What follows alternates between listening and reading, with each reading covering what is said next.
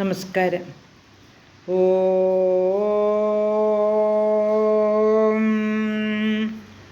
ഓം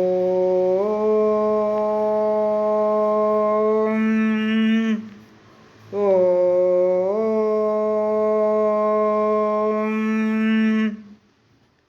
സർവമംഗളമംഗല്യേ ശിവേ സർവാർത്ഥസാധികേ ശരണ്യേ ത്രൈംബകേ ഗൗരി നാരായണി നമോസ്തുതേ.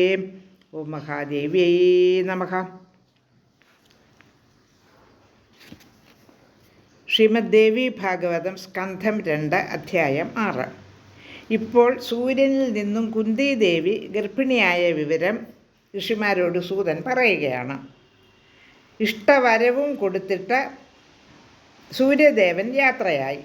കുന്തി ഗർഭിണിയായി. പക്ഷേ അതാരും അറിഞ്ഞില്ല. ഏറ്റവും അടുത്ത ഒരു പരിചാരിക മാത്രമേ ഈ വിവരം അറിഞ്ഞുള്ളൂ. ഏതായാലും കുന്തി നല്ല മനോഹരമായ കവചവും 2 കുണ്ടലങ്ങളുമുള്ള വളരെ സുന്ദരനായ ഒരു പുത്രനെ പ്രസവിച്ചു. ഈ വിവരം ആരും അറിഞ്ഞില്ല. അപ്പോൾ ലജ്ജിച്ച് നിൽക്കുന്ന കുന്തിയോട് തോഴി ചോദിച്ചു, എന്തിനാണ് നീ ഇത്രയേറെ ചിന്തിക്കുന്നത്? ഞാൻ നിന്നെ സഹായിക്കാൻ ഉണ്ടല്ലോ എന്ന് പറഞ്ഞപ്പോൾ കുഞ്ഞിനെ ഒരു പെട്ടിയിൽ കിടത്തിക്കൊണ്ട് കുന്തി തോഴിയോട് പറഞ്ഞു, ഞാൻ എന്ത് ചെയ്യാനാണ്?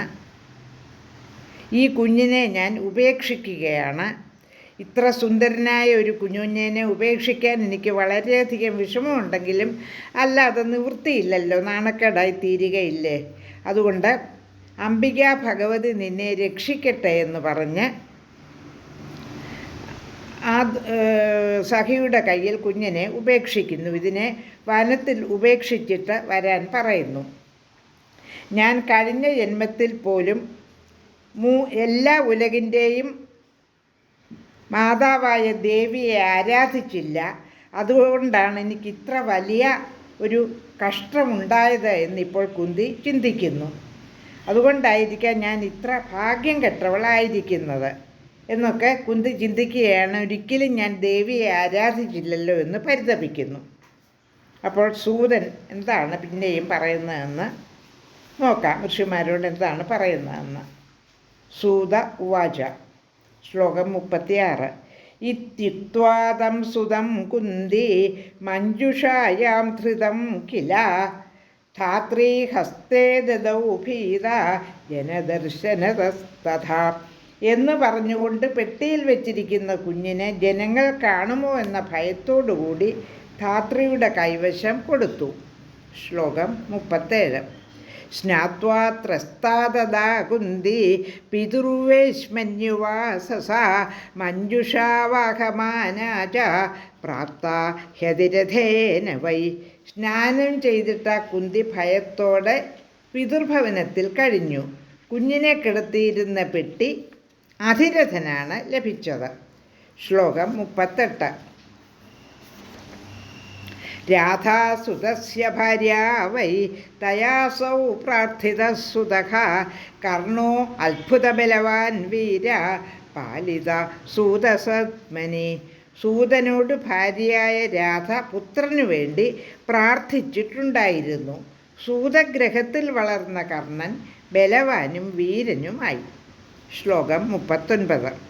കുന്തി വിവാഹിതാ കന്യാ പാണ്ഡുനാ സാ സ്വയം വരേ മാദ്രീ ചൈവാപരാ ഭാര്യ മദ്രരാജസുതാ ശുഭ.